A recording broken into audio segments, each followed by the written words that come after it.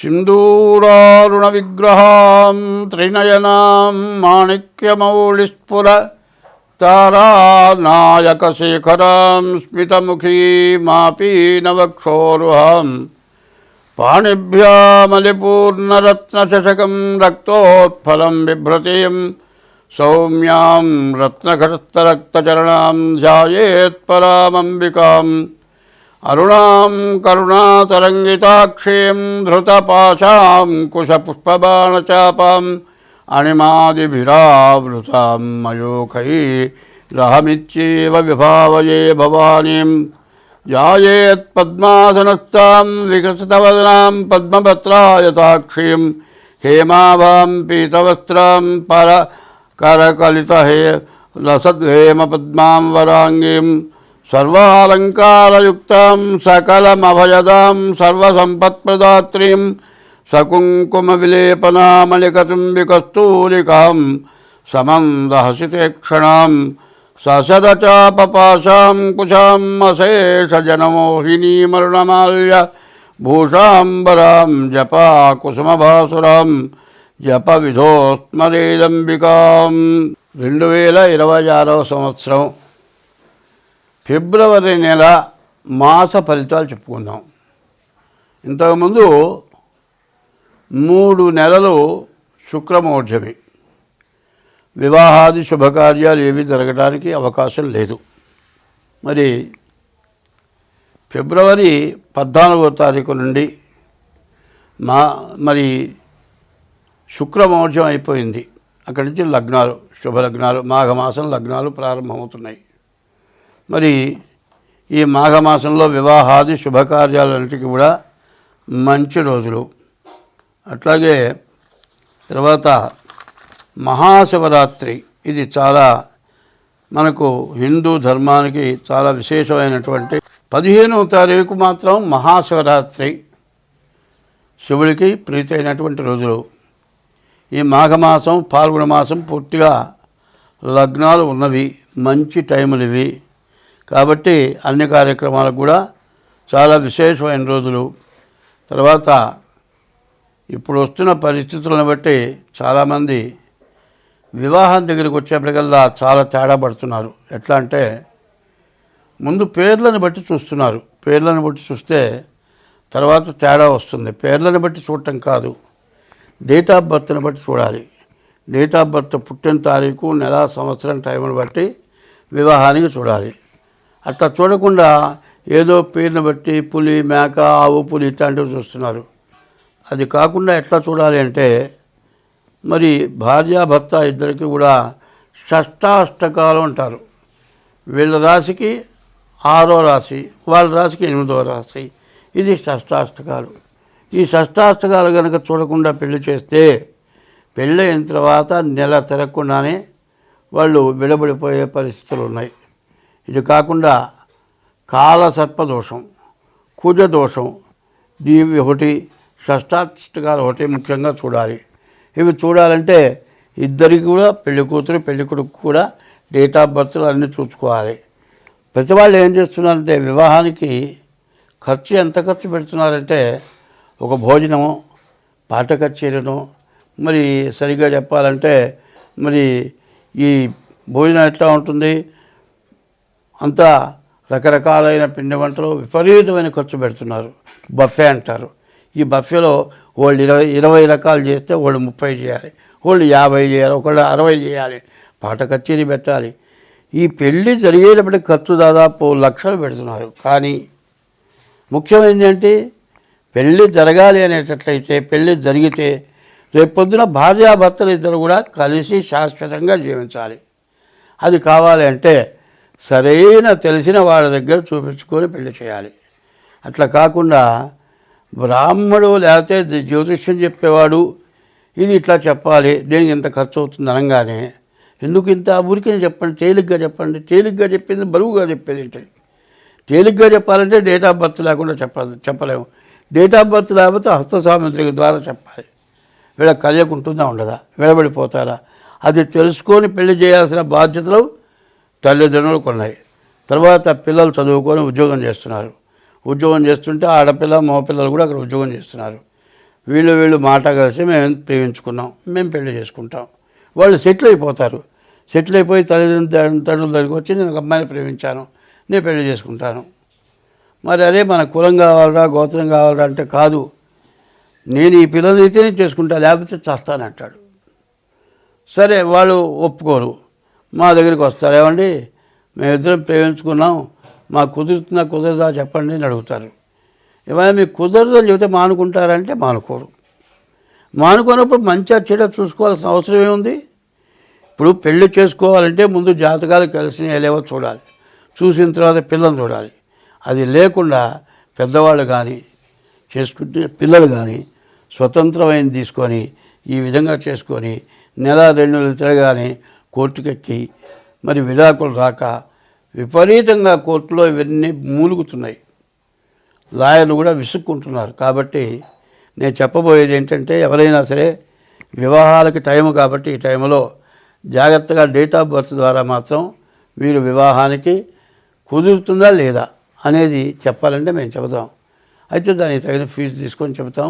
ఇట్లా చేసుకుంటే మీకు అన్ని విధాల మంచిది. స్వస్తి. 26వ సంవత్సరం ఫిబ్రవరి నెల 9వ రాశి ధనస్సు రాశి. ఈ ధనస్సు రాశికి అధిపతి ఎవరయ్యా అంటే గురువు. ఈ గురువు బాగాలేడు. దాదాపు ఈ రాశి వాళ్ళకి శుక్రుడు, రవి, రాహు బాగున్నాడు. ఈ శుక్రుడు, రవి, రాహు బాగుంటే, రవి బాగుంటే ఉద్యోగం మంచి ఉద్యోగం, ఉద్యోగంలో ప్రమోషన్లు వస్తాయి, వివాహం కావాల్సిన వాళ్ళకి వివాహం అవుతుంది. రాహు బాగున్నాడు, రాహు వల్ల మీకు రావాల్సిన డబ్బులు వస్తాయి, అంతవరకు పర్వాలేదు. కానీ కుజుడు ద్వితీయంలో ఉన్నాడు, మరి శని అర్ధాష్టమంలో ఉన్నాడు. ఈ శని కుజుడు వల్ల విపరీతమైన నష్టాలు, ఇంట్లో అనారోగ్యాలు, దెబ్బలు తగలటం, రకరకాలైన అనారోగ్యాలు ఏవి ఉండదు, ఒక్క జలుబు చేస్తుంది. ఈ ఒక్క జలుబుకి ఎన్ని మందులు వాడినా తగ్గదు. ఎన్ని మందులు వాడినా జలుబు తగ్గకపోగా చివరికి ఏమవుతుంది?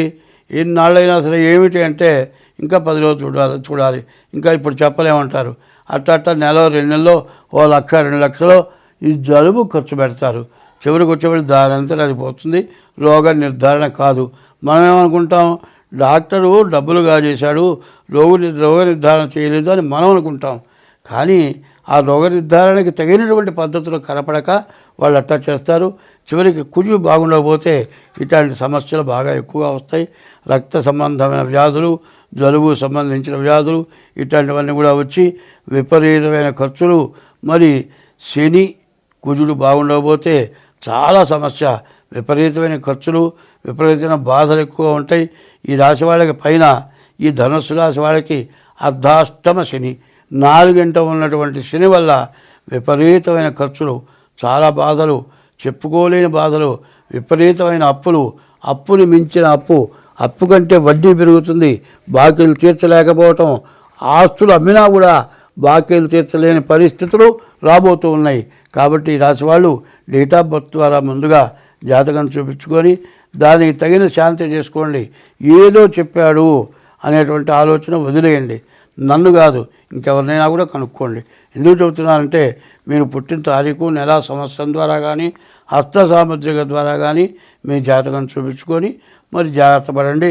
అందులో శుక్రుడు బాగున్నాడు, పైన ఏమవుతుంది? నీచ స్త్రీ సాంగత్యం రావచ్చు.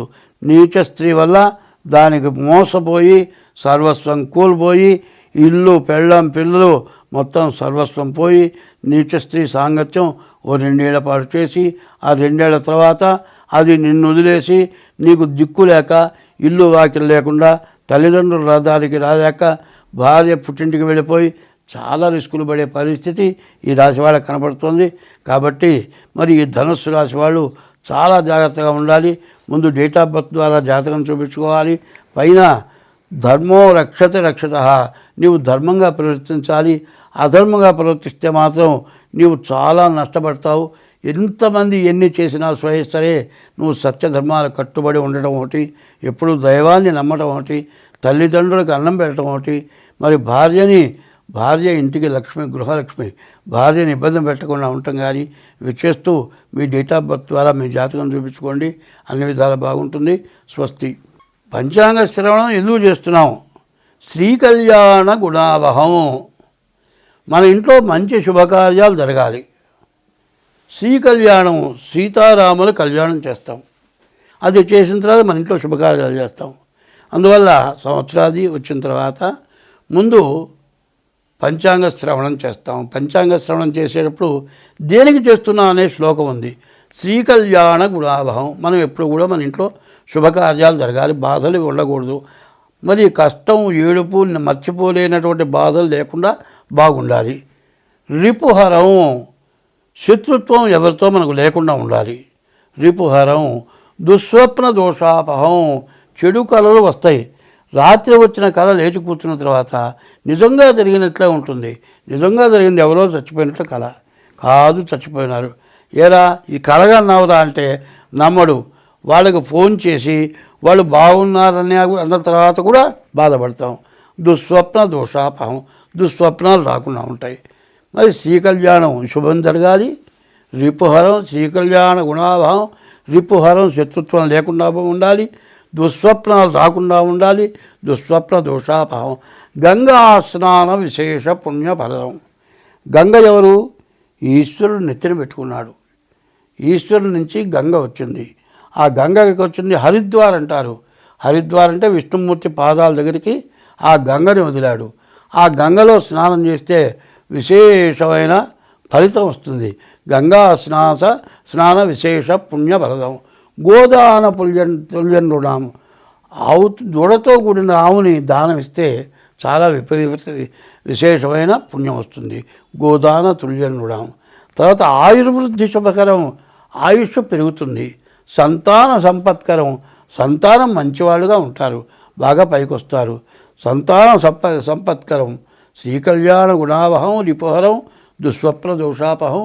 నానాశాస్త్ర విశేష పుణ్యఫలం. ఎన్నో శాస్త్రాలు మనం చూడకపోయినా చదవకపోయినా ఎన్నో శాస్త్రాలు చదివినటువంటి ఫలితం వస్తుంది. నానాశాస్త్ర విశేష పుణ్యఫలం. గోదాన తుల్యం రుణం. ఆయుర్వృద్ధితముత్తమ. ఆయుష్ పెరుగుతుంది. ఆయుర్వృద్ధితముత్తమం. సంతాన సంపత్కరం. సంతానం మంచివాళ్ళు అవుతారు. సంతాన సంపత్కరం. నానాశాస్త్ర సుసాధనం. అన్ని శాస్త్రాలు సూచించ అవుతుంది. నానాశాస్త్ర సుసాధనం. పంచాంగం ఆకర్ణితాం. ఈ పంచాంగం వింటే సంవత్సరాది పండుగ రోజున అంత విశేషమైన ఫలితం వస్తుంది. సరే, ఆ రోజున దేవుడికి దీపారాధన చేసి పూజ చేస్తాం. పూజ చేసిన తర్వాత పచ్చడి అంటారు. పచ్చడి కాదు, వేప ప్రసాదం. వేప చేదు, మామిడికాయ పులుపు. తర్వాత వేప చేదు కాదు, వేప పువ్వు వగరు ఉంటుంది. వగరు, పులుపు, చేదు. పులుపు అనేదానికి మామిడికాయ పులుపు. తీపికి బెల్లం వేస్తున్నారు, తేనె వేయాలి. ఇది అంతా కలిసి చేదు, వగరు, పులుపు, తీపి.